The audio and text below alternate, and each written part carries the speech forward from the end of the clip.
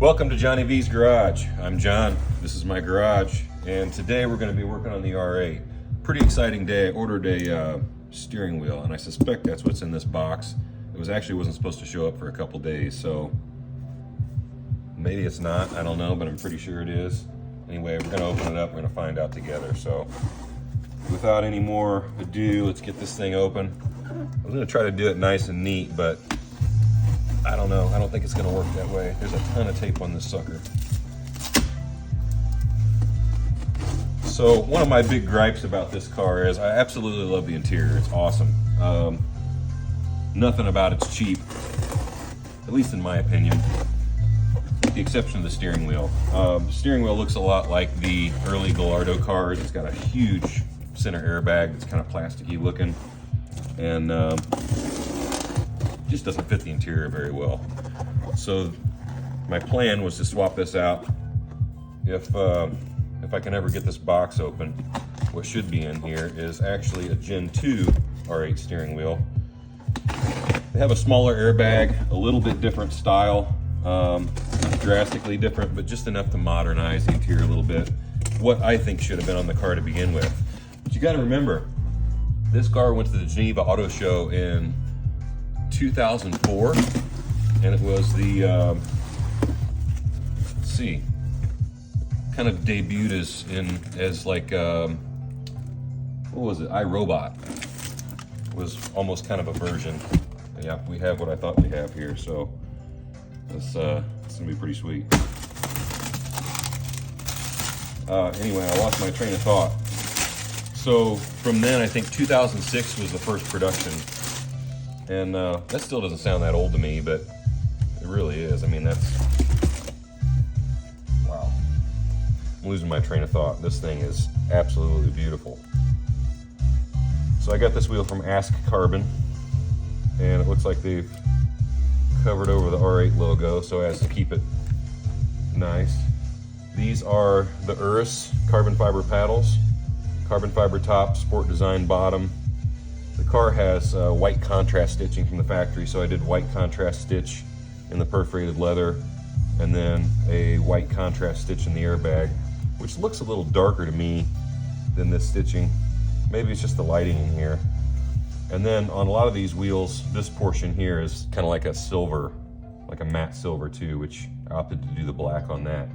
A lot of these actually have like a center ring too here that's painted, you know, the same color as the contrast stitch. Really doesn't serve a purpose. I think it's a bit overdone sometimes, at least on this car, so I opted not to do that.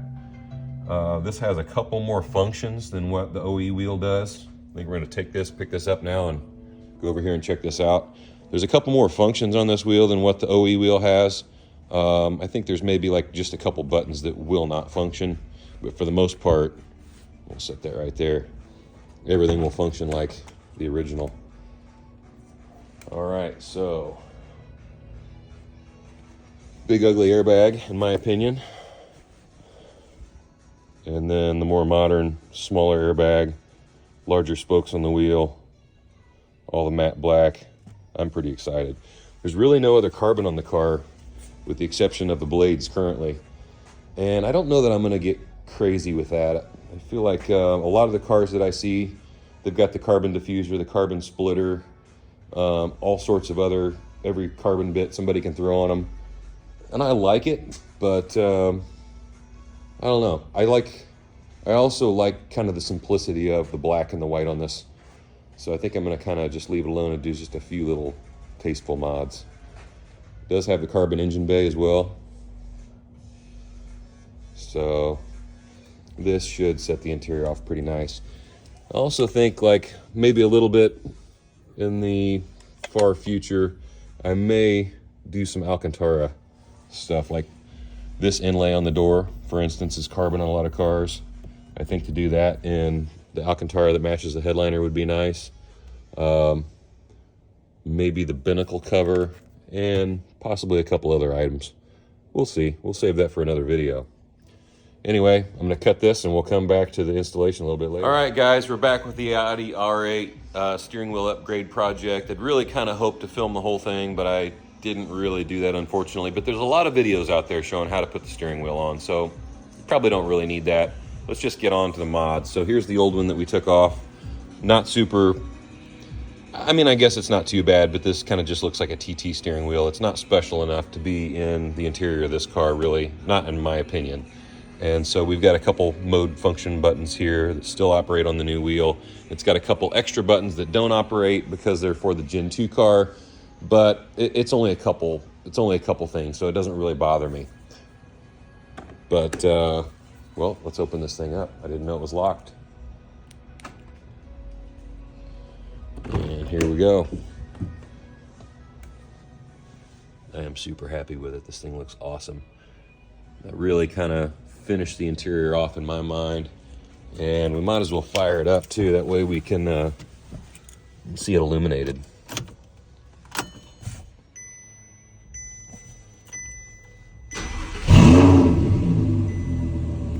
And she sounds good. The last mod was an Army Tricks exhaust, full titanium system. It actually came off a Huracan. I bought the system used, slightly used. Somebody taken the system off and done a twin turbo kit. So the Huracans actually have 2 exits. I had to slightly modify this system and turn the smaller dump into the bigger pipe so that whenever you close the valves to quiet the car down, the bypass, everything will come out of a single tip. But it turned out really awesome. Super happy with it. See the carbon bay there. Do a little walk around on the car. This is a 14. I haven't had this thing long. I got it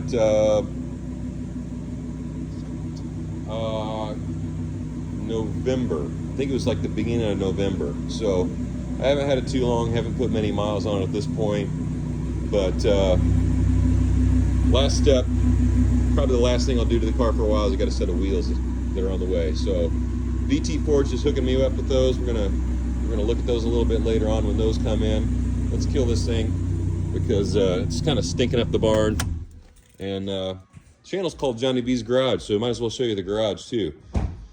So moved into this house about 3 years ago. This was a totally unfinished space. I'm a contractor, so it's kind of what I do for a living, and I always wanted to build out a really cool kind of man cave area. So this garage originally just had like high output fluorescent lights hanging from chains, and all of the walls were just pegboard, just brown pegboard all the way along. That's it, pretty plain. So little by little, I brought home spare materials from odds and ends and jobs and started hanging drywall. A lot of the lighting and other things were leftovers from jobs, stuff that I brought home.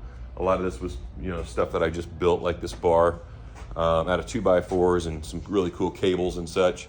But we'll flip this back around. We got the original blueprints from when the previous people built the house, which is really cool. So I kind of put those up with a piece of thick plate glass with standoffs. All this brick, I actually got all this brick for free. Sliced each one on my tile saw to like a veneer and laid it all. I routed all the electrical. Really cool kind of story about this chandelier right here. This chandelier is all welded, hand welded, TIG welded washers and nuts with used spark plugs. And there was actually a metal artist in New Zealand that made 2 of these for some people that were from New Zealand that opened a restaurant here in Indiana called Burger Fuel. So they had these made and they brought them back. Well, the restaurant closed. I found it on Marketplace and I should have bought them both. I didn't buy them both, but I went and got this one. I took it down for them. I brought it back and it's really, really cool. This thing looks like a landmine or something like that. But check that out.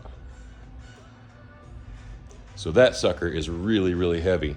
Lots of other little stuff like that, but obviously hung all the drywall. This is all like T111 wood siding that you would have on the exterior of a home, but I stained it all. Obviously there's LED lighting everywhere.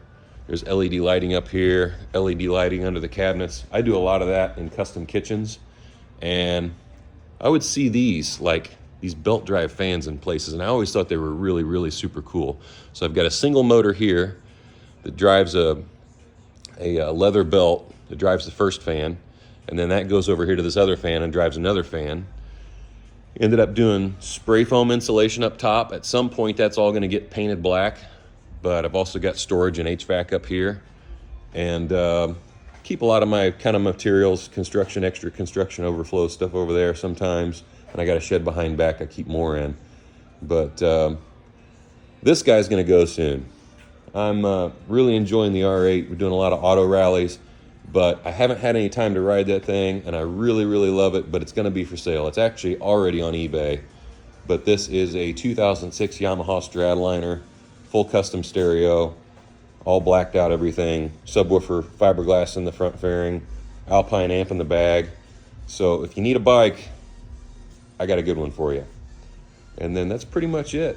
We got all this hotel carpeting and some furniture that we'd used in other places in the house and ended up making its way out here. And so there's a little quick tour of the garage. And we will catch you on the next episode.